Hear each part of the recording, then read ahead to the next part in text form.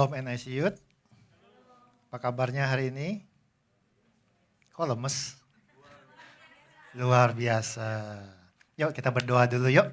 Bapa di surga, kami mengucap syukur sore hari ini kami boleh berkumpul di tempat ini bersama-sama. Kami boleh memuji, menyembah-Mu. Kami boleh bersama-sama di dalam games, di dalam fellowship kami. Kami percaya Tuhan ada kesatuan yang indah karena Engkau ada di tengah-tengah kami Tuhan. Tuhan, biarlah Roh Kudus-Mu bekerja bagi setiap kami di tempat ini, berbicara pribadi lepas pribadi, apapun pergumulan kami, apapun kebutuhan kami, apapun yang kami pikirkan mengenai masa depan kami percaya Engkau Allah yang sangat peduli bagi setiap kami, Engkau Allah yang sangat menyayangi setiap kami Tuhan. Terima kasih Bapa, Engkau boleh pilih setiap kami, sehingga kami boleh ada di tempat ini. Berbicaralah bagi setiap kami, hanya di dalam nama Tuhan kami Yesus Kristus. Kami sudah berdoa dan mengucap syukur, bersama kita katakan amin. Oke, siap belajar firman Tuhan? Ya. Sore hari ini kita akan belajar tentang excellent spirit. Tahu spirit ya? Temannya Coca-Cola.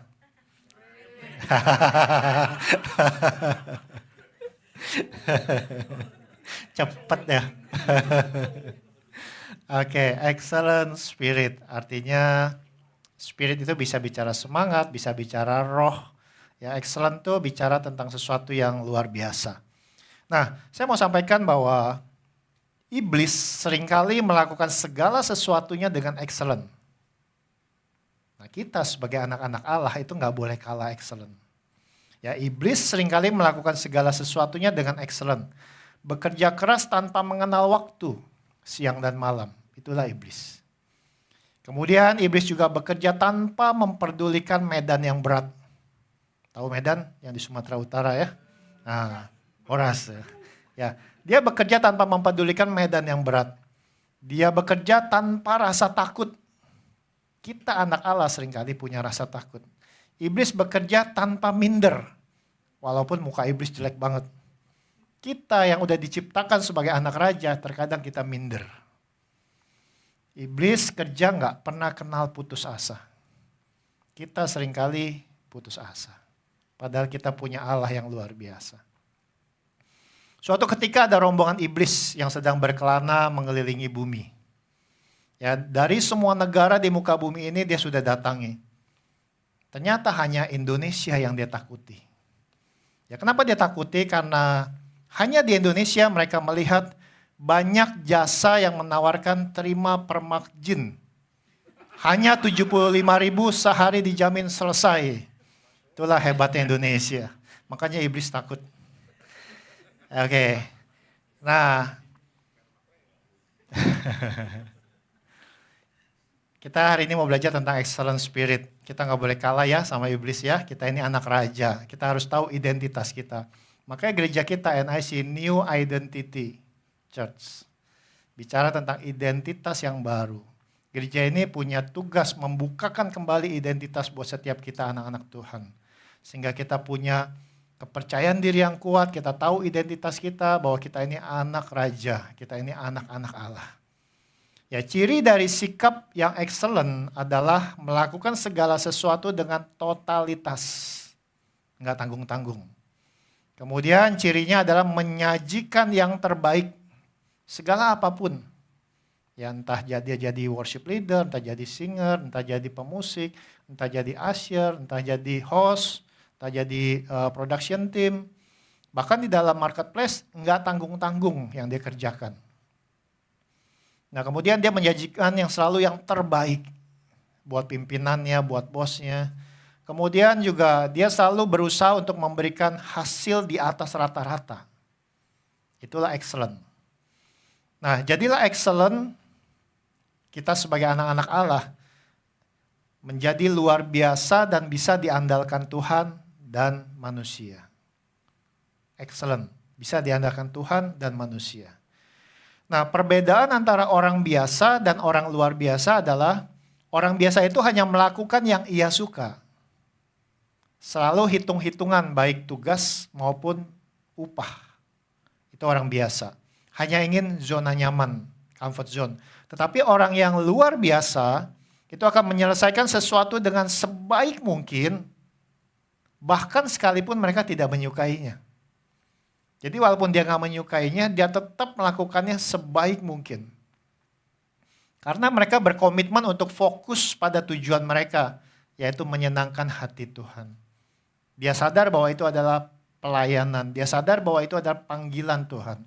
Jadi dia melakukannya dengan excellent, totalitas, memberikan yang terbaik, menyajikan di atas rata-rata. Kalau rata-ratanya segini, dia mengerjakannya segini. Itu di atas rata-rata. Nah, kita mau belajar tentang kisah Yusuf. Ya, kita tahu ya semua ya, Yusuf bukan Yusuf papanya Yesus ya, ini Yusuf anaknya Om Yakub. Yusuf kita tahu dia dibenci sama saudara-saudaranya karena saudara-saudaranya iri. Yusuf dimasukkan ke dalam sumur. Ya, kita tahu ceritanya ya. Kemudian Yusuf dijual sebagai budak kepada orang Ismail. Kemudian orang Ismail tersebut membawa Yusuf ke Mesir. Yusuf dijual kepada Potifar, pegawai istana Firaun, kepala pengawal raja. Nah, kita bisa lihat dari Kejadian 39 ayat 2 sampai 5. Boleh ditampilkan multimedia, saya akan bacakan. Kejadian 39 ayat 2 sampai 5 dikatakan, tetapi Tuhan menyertai Yusuf sehingga ia menjadi seorang yang selalu berhasil dalam pekerjaannya. Nah, kita stop sampai sini dulu. Tetapi Tuhan menyertai Yusuf sehingga ia menjadi seorang yang selalu berhasil dalam pekerjaannya. Artinya kalau kita mau berhasil dalam pekerjaan kita, dalam apapun yang kita lakukan, satu contoh yang Yusuf bisa berikan kepada kita adalah disertai Tuhan. Itu kuncinya. Bukan kita punya gelar S1, S2, S3. Bukan kita punya koneksi. Bukan kita dari gereja mana. Tapi karena disertai Tuhan. Ya, dikatakan tetapi Tuhan menyertai Yusuf sehingga ia menjadi seorang yang selalu berhasil dalam pekerjaannya. Enggak dibilang kadang-kadang berhasil, tapi dikatakan selalu berhasil dalam pekerjaannya.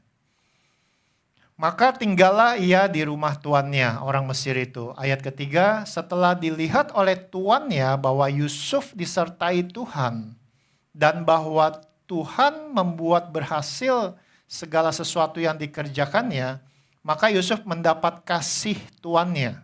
Dia dikasihi, disayang pimpinannya. Kalau kita mau disayangi bos kita, utamakan Tuhan. Dikatakan ayat keempat, maka Yusuf mendapat kasih tuannya dan ia boleh melayani dia. Kepada Yusuf diberikannya kuasa atas rumahnya dan segala miliknya diserahkannya pada kekuasaan Yusuf. Ayat kelima, sejak ia memberikan kuasa dalam rumahnya dan atas segala miliknya kepada Yusuf, Tuhan memberkati rumah orang Mesir itu karena Yusuf. Artinya pada saat kita disertai Tuhan, kita pun menjadi berkat dimanapun kita berada. Ya, dikatakan Tuhan memberkati rumah orang Mesir itu karena Yusuf.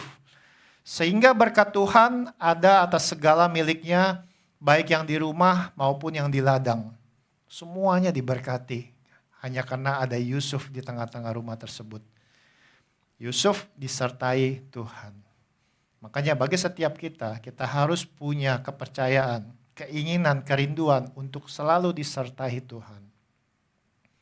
Nah, kemudian singkat berjalannya waktu, Yusuf digoda sama istrinya Potifar, majikannya di rumahnya tersebut.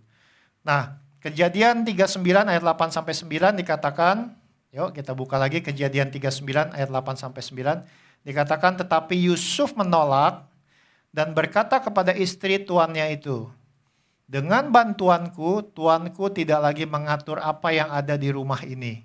Dan ia telah menyerahkan segala miliknya pada kekuasaanku. Nah, kita lihat tadi, ya dengan bantuanku, tuanku tidak lagi mengatur apa yang ada di rumah ini. Artinya dia bisa diandalkan. Pimpinannya nggak perlu capek lagi karena ada Yusuf. Dan dia telah menyerahkan segala miliknya pada kekuasaanku. Artinya kita bisa dipercaya. Yusuf bisa dipercaya. Selain bisa diandalkan, dia bisa dipercaya. Ayat ke-9 dikatakan, bahkan di rumah ini ia tidak lebih besar kuasanya daripadaku. Kuasa Yusuf mendapatkan kepercayaan yang sangat besar. Dan tiada yang tidak diserahkannya kepadaku selain daripada engkau. Maksudnya istri Potifar tersebut. Sebab engkau istrinya. Yusuf bisa tahu posisi dia. Apa yang bukan menjadi haknya dia tidak ambil. Nah, bagaimanakah mungkin, kata Yusuf, aku melakukan kejahatan yang besar ini dan berbuat dosa terhadap Allah? Padahal Potifar itu tidak tahu kalau misalnya Yusuf mau melakukan sesuatu yang salah. Tetapi Yusuf di sini, dia takut berbuat dosa terhadap Allah. Inilah yang membuat Yusuf diberkati. Dia punya rasa takut pada Allah dengan sangat tinggi, rasa takutnya tersebut. Ya, jadi dia bilang, bagaimanakah mungkin aku melakukan kejahatan yang besar ini? Dia tahu itu kejahatan. Makanya dia gak mau melakukan karena dia takut sama Allah. Nah, akhirnya karena Yusuf tidak mau, Yusuf akhirnya difitnah oleh istri Potifar. Potifar marah dan menangkap serta memasukkan Yusuf ke dalam penjara. Kejadian 39 ayat 21 sampai 23. Ya, Kejadian 39 ayat 21 sampai 23 nih masih tentang kisah Yusuf. Tetapi Tuhan menyertai Yusuf dan melimpahkan kasih setianya kepadanya. Ya, walaupun dia dimasukkan ke dalam penjara, difitnah, Tuhan melimpahkan kasih setianya kepada Tuhan tetap setia, Tuhan tetap sayang Yusuf, Tuhan tetap sertai dia. Dan membuat Yusuf kesayangan bagi kepala penjara itu. Di dalam penjara aja dia disayang. Ya, sebab itu kepala penjara mempercayakan semua tahanan dalam penjara itu kepada Yusuf. Dipercaya lagi Yusuf di dalam penjara. Dan segala pekerjaan yang harus dilakukan di situ, dialah yang mengurusnya. Bisa diandalkan. Yusuf dimanapun bisa diandalkan. Yusuf dimanapun bisa dipercaya. Yusuf dimanapun takut akan Tuhan. Yusuf dimanapun disertai Tuhan. Dan kepala penjara itu tidak mencampuri segala yang dipercayakannya kepada Yusuf. Ketika di sini dikatakan dengan jelas, karena Tuhan menyertai dia dan apa yang dikerjakannya dibuat Tuhan berhasil. Yusuf selalu berhasil dimanapun dia berada. Berjalannya waktu, ada kisah Yusuf menafsirkan mimpi Firaun. Nah, di Kejadian 41 ayat 38 sampai 43. Kejadian 41 ayat 38 sampai 43 dikatakan, lalu berkatalah Firaun kepada para pegawainya, mungkinkah kita mendapat orang seperti ini, seorang yang penuh dengan roh Allah? Jadi waktu Firaun mendapatkan mimpi, Yusuf menerjemahkan mimpi Firaun tersebut. Maka Firaun berkata kepada pegawainya, mungkinkah kita mendapatkan orang seperti ini, seorang yang penuh dengan roh Allah? Nah, ini penting bagi kita. Khususnya anak-anak muda di tempat ini. Kita perlu roh Allah. Kalau kita mau melihat masa depan kita yang baik, yang Tuhan sudah sediakan, kita harus dipenuhi oleh roh Allah. Supaya kita tahu tujuan kita menuju masa depan yang Tuhan sudah sediakan. Ayat 39 katakan, kata Firaun kepada Yusuf, oleh karena Allah telah memberitahukan semuanya ini kepadamu, tidaklah ada orang yang demikian berakal budi dan bijaksana seperti engkau. Yusuf dipuji. Engkaulah menjadi kuasa atas istanaku. Ini kembali dikasih kepercayaan. Dan kepada perintahmu, otoritas diberikan kepada Yusuf.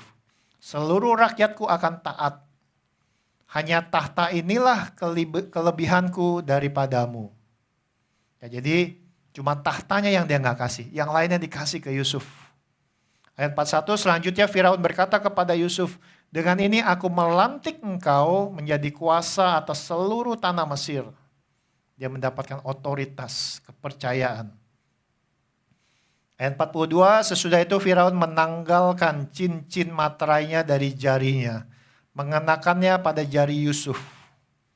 Ini lambang otoritas. Dipakaikannya lah kepada Yusuf pakaian daripada kain halus dan digantungkannya kalung emas pada lehernya. Ada kemuliaan, kehormatan pada Yusuf. Ayat 43, lalu Firaun menyuruh menaikkan Yusuf dalam keretanya yang kedua dan berserulah orang di hadapan Yusuf, hormat. Demikianlah Yusuf dilantik oleh Firaun menjadi kuasa atas seluruh tanah Mesir. Berkatalah Firaun kepada Yusuf, "Akulah Firaun, tetapi dengan tidak setaumu, seorang pun tidak boleh bergerak di seluruh tanah Mesir." Jadi semuanya harus seizin Yusuf. Kepercayaan yang besar Yusuf dapatkan. Nah, berjalannya waktu, datanglah masa kelaparan di Mesir. Kita ingat waktu cerita di awal, Yusuf dibuang oleh saudara-saudaranya, dimasukkan ke dalam sumur, kemudian dijual. Nah, waktu masa kelaparan di Mesir, saudara-saudara Yusuf datang ke Mesir untuk membeli gandum di Mesir. Kejadian 42 ayat 5 sampai 6. Kejadian 42 ayat 5 sampai 6. Dikatakan demikian, jadi di antara orang yang datang membeli gandum, terdapatlah juga anak-anak Israel, anak-anak Yakub, saudaranya Yusuf. Sebab ada kelaparan di tanah Kanaan. Sementara itu Yusuf telah menjadi mangku bumi di negeri itu, penguasa di negeri itu. Dialah yang menjual gandum kepada seluruh rakyat negeri itu. Jadi ketika saudara-saudara Yusuf datang, kepadanya lah mereka menghadap dan sujud dengan mukanya sampai ke tanah. Nah, di Kejadian 45 ayat 3 sampai 5, Kejadian 45 ayat 3 sampai 5 dikatakan, dan Yusuf berkata kepada saudara-saudaranya, "Akulah Yusuf," karena saudara-saudara waktu itu enggak mengenali Yusuf. Dikatakan, "Akulah Yusuf, masih hidupkah Bapak?"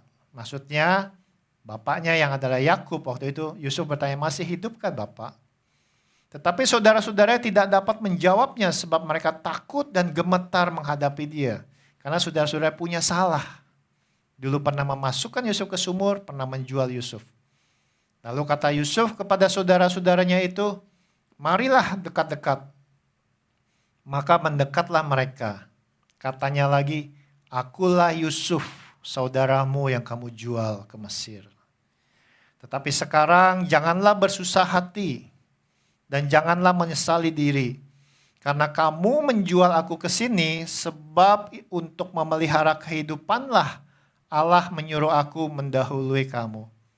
Kembali Yusuf orientasinya kepada Allah. Dia percaya akan rencana Allah. Bahwa segala sesuatu rancangan Allah itu mendatangkan kebaikan. Jadi Yusuf menjelaskan bahwa karena kamu menjual aku ke sini, sebab untuk memelihara kehidupanlah Allah menyuruh aku mendahului kamu. Artinya, kejadian yang dulu dilakukan oleh saudara-saudaranya, Yusuf percaya bahwa itu adalah rencana Allah yang membuat Yusuf lebih dulu berangkat ke Mesir. Dan sampai akhirnya Yusuf memegang otoritas penuh. Dia nggak menyalahkan saudara-saudaranya. Dia percaya itu adalah rencana Allah. Ya, karena kamu menjual aku di sini, sebab untuk memelihara kehidupanlah. Jadi untuk memelihara kehidupanlah, Allah menyuruh aku mendahului kamu semua. Yusuf nggak cari kambing hitam. Yusuf nggak menyalahkan saudara-saudaranya. Yusuf nggak menyalahkan keadaan apapun.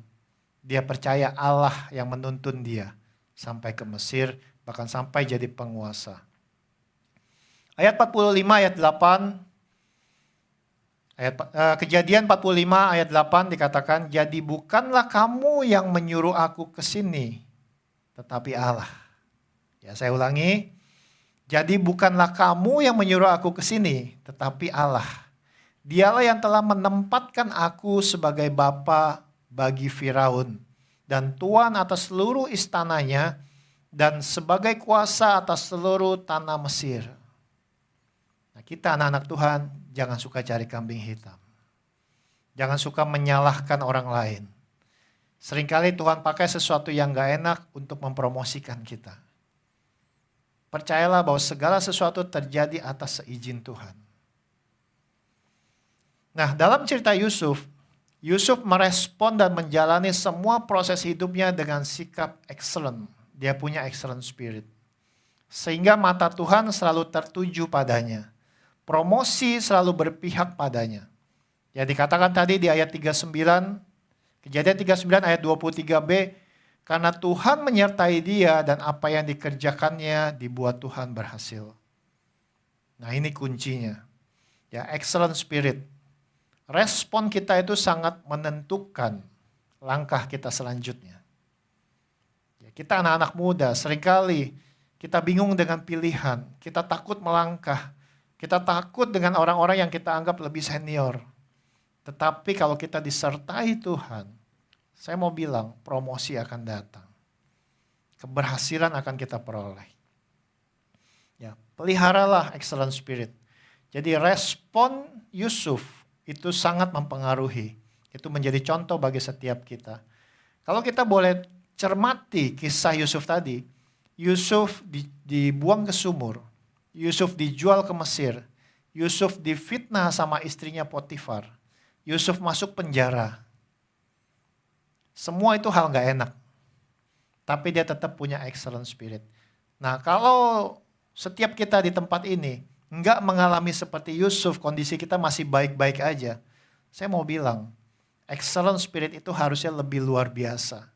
Karena Yusuf itu punya alasan yang sangat kuat untuk dia kecewa sama Tuhan. Yusuf punya alasan yang kuat untuk dia mengalami kepahitan. Yusuf punya alasan yang kuat untuk dia nggak mau melakukan excellent spirit. Yusuf punya banyak alasan. Ya, karena dia mengalami hal-hal yang gak enak. Dia punya alasan yang tepat karena dia mengalami hal yang gak enak. Tapi Yusuf nggak mau beralasan bahwa aku dibuang ke sumur, aku sudah dijual ke Mesir, aku sudah dimasukin penjara, aku difitnah. Dia nggak mau bahas itu. Ya, jangan pernah kita mengeluh. Respon kita harus kita cermati dengan baik. Hati-hati dengan respon kita. Dalam kondisi enak maupun kondisi tidak enak. 1 Korintus 10 ayat 10. Yuk kita buka 1 Korintus 10 ayat 10. Boleh ditampilkan multimedia 1 Korintus 10 ayat 10. Saya akan bacakan. Dan janganlah bersungut-sungut, menggerutu. Ya bersungut-sungut itu menggerutu, ngedumel. Janganlah bersungut-sungut seperti yang dilakukan oleh beberapa orang dari mereka. Sehingga mereka dibinasakan oleh malaikat maut. Wah iblis senang banget kalau kita bersungut-sungut. Ditangkap. Ya, makanya hati-hati dengan respon kita. Yusuf gak pernah bersungut-sungut. Yusuf gak pernah menggerutu walaupun dia ngalamin banyak hal gak enak. Karena dia percaya dia punya Allah yang menyertai dia. Ya hati-hati dengan respon kita. Nah, excellent spirit yang kita bisa contoh dari Yusuf. Saya temukan di sini sedikitnya ada 4 hal yang kita bisa pelajari. Tadi baru intro ya, belum khotbah ya. Ini kita baru masuk ke poinnya. Ya, excellent spirit yang kita bisa contoh dari Yusuf. Yang pertama, Yusuf menanggalkan beban masa lalu. Dia fokus melihat ke depan. Jadi apapun yang kita alami, saya nggak tahu anak-anak muda di tempat ini. Mungkin punya luka hati, mungkin punya masa lalu yang nggak enak. Mungkin pernah mengalami sebuah kegagalan. Mungkin pernah mengalami sebuah pelecehan mungkin. Mungkin pernah mengalami sebuah kepahitan. Ya masa lalu yang gak enak. Yusuf pernah alamin semuanya. Tapi dia gak pedulikan masa lalu dia. Dia melihat ke depan. Ya hati-hati dengan respon kita. Yusuf menanggalkan masa lalu dia. Dia fokus melihat ke depan. Yesaya 43 ayat 18 sampai 19. Yesaya 43 ya, ayat 18 sampai 19 berkata demikian, firman-Nya Tuhan. Janganlah ingat-ingat hal-hal yang dahulu dan janganlah perhatikan hal-hal yang dari zaman purbakala. Lihat, aku kata Tuhan, hendak membuat sesuatu yang baru yang sekarang sudah tumbuh. Belumkah kamu mengetahuinya? Ya, aku hendak membuat jalan di padang gurun dan sungai-sungai di padang belantara. Nah jadi jangan lihat ke belakang. Tuhan sedang membuka sesuatu yang baru di depan kita. Bahkan yang sekarang sudah tumbuh kata Tuhan. Belumkah kamu mengetahuinya? Seringkali kita terlalu sering nengok ke belakang. Sama seperti kita kalau menyetir sebuah mobil. Kaca yang besar itu untuk kita melihat ke depan. Kaca spion yang kecil untuk kita melihat ke belakang. Kalau kita seringkali melihat kaca spion ke belakang, maka laju mobil akan semakin pelan. Bahkan kalau kita terlalu fokus melihat kaca spion, kita bisa menabrak sesuatu di depan kita. Artinya perjalanan kita nggak akan lancar. Fokuslah ke depan. Sesekali belajar melihat kejadian masa lalu, it's okay. Tapi jangan terlalu sering melihat ke belakang. Ya Yusuf nggak pernah mengingat-ingat masa lalunya. Ya dia menanggalkan beban masa lalu dan dia fokus melihat ke depan. Nah, apapun problem kita, jangan kita jadikan beban. Karena beban itu membuat kita berat dalam melangkah. Berat dalam kita berjalan ke depan. Berat dalam kita mencapai garis finish. Ya jadi hati-hati dengan respon kita. Fokuslah ke depan lewat tuntunan Tuhan. Ada satu quotes yang berkata demikian. Jika kita terlahir miskin, itu bukan salah kita. Tetapi jika kita mati dalam kemiskinan, itu adalah salah kita. Nah, miskin gak selalu soal materi. Miskin kesehatan, miskin hubungan, gak punya teman, hidup kesepian. Miskin rohani, gak mau diajar firman Tuhan. Bahkan mungkin juga miskin materi. Jadi kalau kita terlahir miskin, itu bukan salah kita. Karena kita nggak bisa memilih mau lahir di mana. Tetapi jika kita mati dalam kemiskinan itu salah kita. Ya, jadi manfaatkan waktu yang Tuhan percayakan bagi kita. Orang kaya dan orang miskin dikasih waktu 24 jam, sama. Nggak ada orang kaya dikasih waktu 48 jam. Kita semua sama, 24 jam sehari. Roma 8 ayat 28 katakan demikian. Ya, Roma 8 ayat 28. Kita tahu sekarang bahwa Allah turut bekerja dalam segala sesuatu untuk mendatangkan kebaikan bagi mereka yang mengasihi Dia, yaitu bagi mereka yang terpanggil sesuai dengan rencana Allah. Ya, saya ulangi, kita tahu sekarang ya Roma 8 ayat 28. Kita tahu sekarang bahwa Allah turut bekerja dalam segala sesuatu. Artinya sesuatu yang enak maupun yang gak enak. Masa lalu yang baik maupun yang tidak baik. Ya sesuatu, dalam segala sesuatu. Ya, tapi untuk mendatangkan kebaikan bagi mereka yang mengasihi Dia. Yang mengasihi Tuhan. Sama seperti Yusuf. Dia paham ini. Dia tahu bahwa Allah turut bekerja dalam segala sesuatu. Sesuatu yang gak enak maupun yang enak. Untuk mendatangkan kebaikan bagi Yusuf. Karena Yusuf mengasihi Allahnya. Yaitu bagi mereka yang terpanggil sesuai dengan rencana Allah. Yusuf sadar bahwa dia terpanggil dalam rencananya Allah.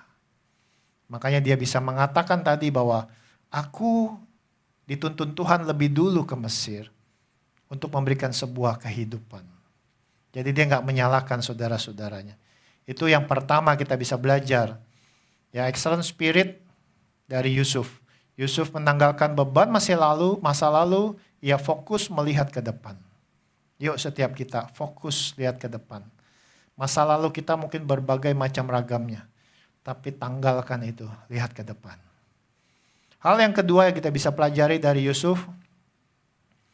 Yusuf takut akan Tuhan dan mengandalkan Tuhan. Makanya ia selalu disertai Tuhan.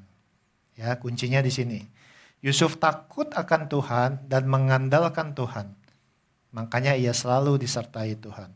Yeremia 17 ayat 7 sampai 8.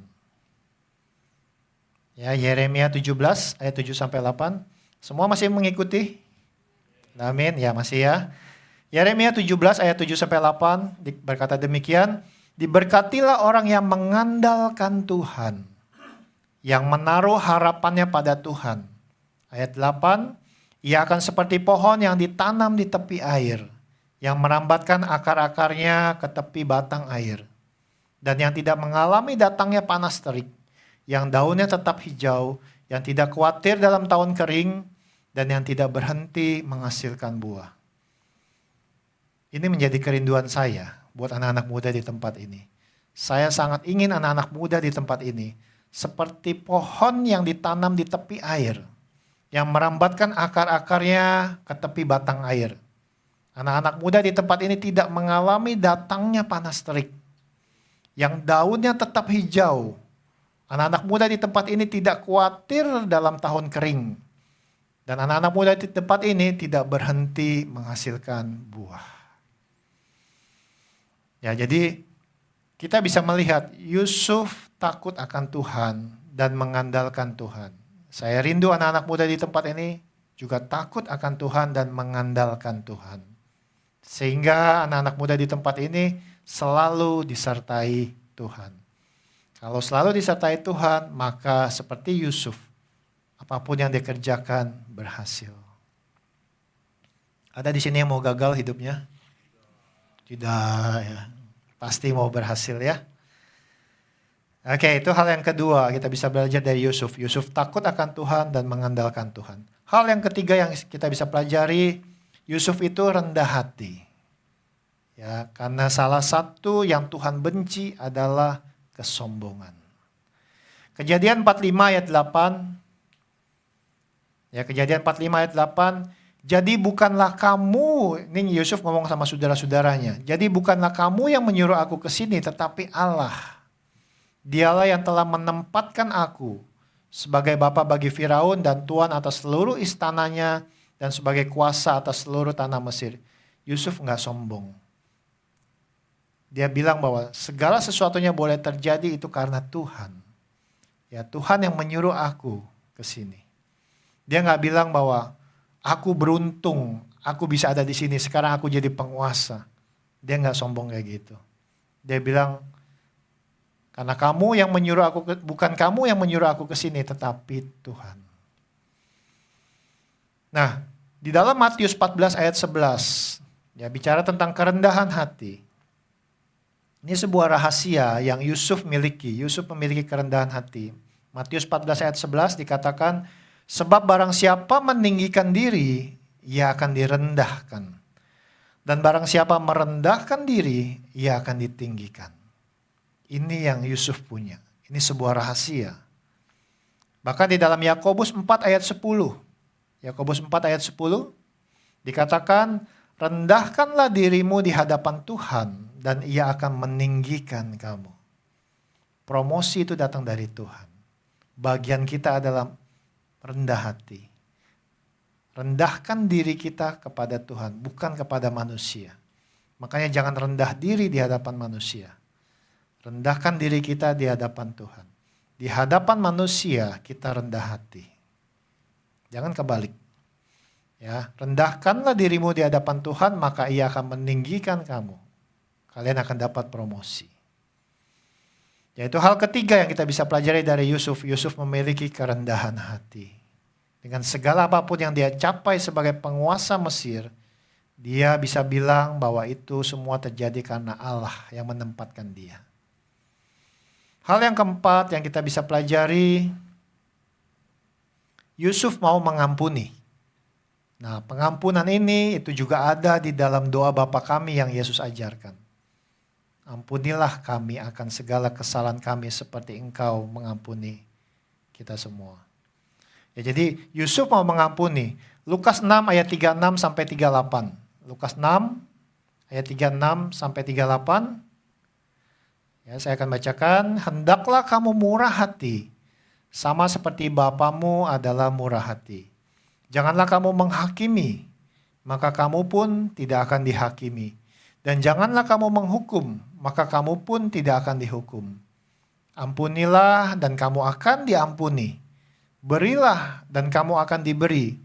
Suatu takaran yang baik yang dipadatkan dan digoncangkan dan yang tumpah keluar akan dicurahkan ke dalam ribaanmu.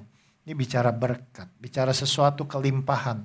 Kalau kita melakukan tuntunan Tuhan ini, suatu takaran yang baik yang dipadatkan. Kalau kita tahu takaran misalnya beras. Masukin beras ke dalam sebuah takaran. Dipadatkan, digoncang. Dan tumpah keluar itu akan dicurahkan ke dalam ribaanmu. Artinya itu sampai penuh meluap. Sebab ukuran yang kamu pakai untuk mengukur akan diukurkan kepadamu. Kalau kita sering ngejudge orang, menghakimi orang, itu juga akan diukurkan kepada kita. Ya, makanya Yusuf itu mau mengampuni. Nah, orang yang mengampuni itu adalah orang yang murah hati. Orang yang murah hati itu akan beroleh kemurahan. Makanya Yusuf beroleh kemurahan. Karena dia mengampuni saudara-saudaranya.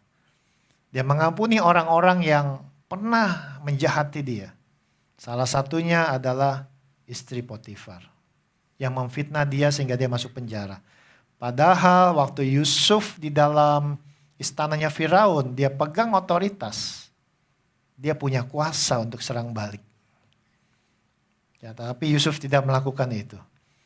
Nah, orang yang mengampuni itu murah hati. Orang yang murah hati akan beroleh kemurahan. Matius 5 ayat 7. Ya, Matius 5 ayat 7 berkata demikian. Berbahagialah orang yang murah hatinya, karena mereka akan beroleh kemurahan. Nah, anak muda di tempat ini, yuk, jangan jadi anak muda yang murahan. Jadi anak muda yang murah hatinya. Tahu ya, murahan ya, khususnya yang perempuan ya. Jangan jadi anak muda yang murahan. Jadilah orang yang murah hatinya. Karena itu yang Tuhan lihat. Tuhan melihat hati. Karena orang yang murah hatinya mereka akan beroleh kemurahan. Artinya banyak miracle, banyak blessing dalam hidup kita. Kemurahan Tuhan mengalir dalam hidup kita. Itu hal keempat yang kita bisa pelajari, Yusuf mau mengampuni. Tadi saya bilang ada berapa? Berapa hal minimal? Lupa kan? Mumpung lupa gak apa-apa, ada 5. Tadi saya bilangnya 4 soalnya. Bonus 1 lagi ya. Jadi hal yang kelima yang kita bisa belajar dari sosok seorang Yusuf. Yusuf bekerja dengan segenap hati, segenap jiwa, segenap akal budi, segenap kekuatan. Makanya dia bisa dipercaya, dia bisa diandalkan. Bahkan dia diberikan otoritas penuh. Ya, kalau setiap kita di tempat ini pada saat kita bekerja mau mendapatkan kepercayaan dari bos kita, mau mendapatkan otoritas dari bos kita, lakukan dengan segenap hati, segenap jiwa, segenap akal budi, segenap kekuatan. Artinya gini, sering kan orang bilang, lu kalau kerja pakai hati dong. Hati itu bicara perasaan. Artinya kalau kerja tuh dirasa-rasa. Jangan kerja kayak robot gak pakai perasaan. Ya, kerja tuh pakai hati, segenap hati. Kemudian dengan segenap jiwa, itu kita resapin kerjaan kita. Itu artinya makanya sering dengar kan, lu kerja menjiwai gak sih? Ya, jadi kerja itu dengan segenap jiwa. Kemudian dengan segenap akal budi, kita nih punya otak. Lu kerja pakai otak gak sih? Akal budi, artinya kita mau belajar nih, akal kita dipakai, diasah terus. Ya, artinya mau belajar nggak berhenti-berhenti. Segenap akal budi. Kemudian dengan segenap kekuatan, dia bicara kita rajin. Nggak kenal capek kerjanya. Dan ini Yusuf lakukan. Ya, kita bisa belajar juga dari Kolose 3 ayat 23 sampai 24. Ya, Kolose 3 ayat 23 sampai 24 nih ayat yang sering kita dengar. Apapun juga yang kamu perbuat, perbuatlah dengan segenap hatimu seperti untuk Tuhan dan bukan untuk manusia. Kamu tahu bahwa dari Tuhanlah kamu akan menerima bagian yang ditentukan bagimu sebagai upah. Kristus adalah Tuhan dan kamu hambanya. Ya, jadi di sini perbuatlah dengan segenap hati kita seperti untuk Tuhan. Walaupun kita kerja sama bos yang namanya manusia. Tapi kerjakan segenap hati kita seperti untuk Tuhan, bukan untuk manusia. Nah, kata perbuatlah dengan segenap hatimu seperti untuk Tuhan. Nah, konsep perbuatan ini dapat disetarakan dengan berbuat atas dasar mengasihi Tuhan.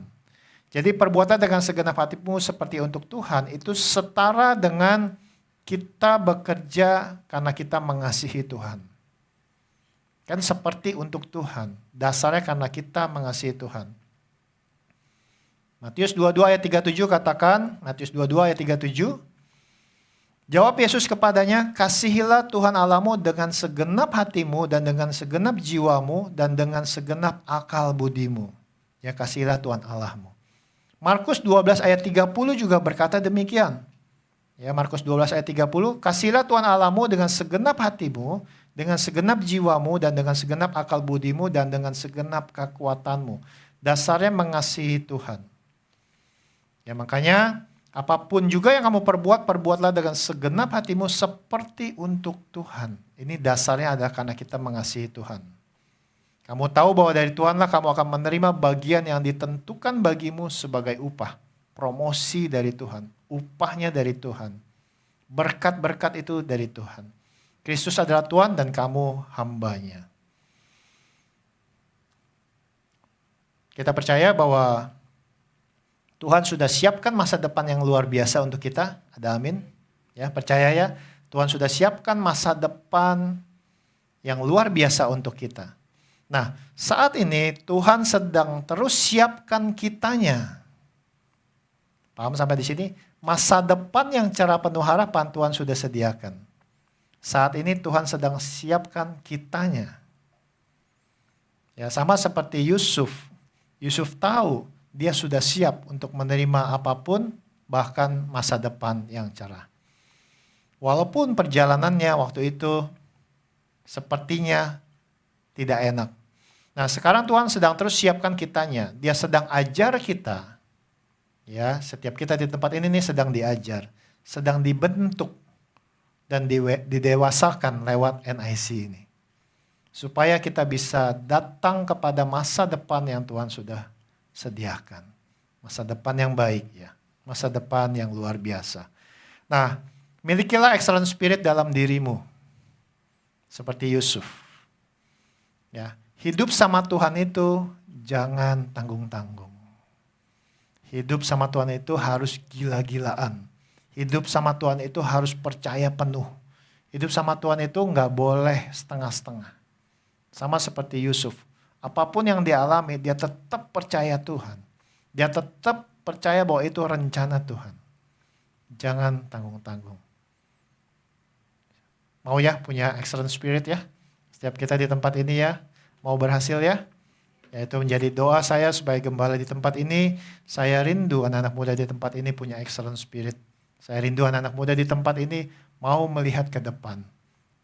Menghampiri masa depan yang Tuhan sudah sediakan bagi setiap kita. Tuhan Yesus memberkati.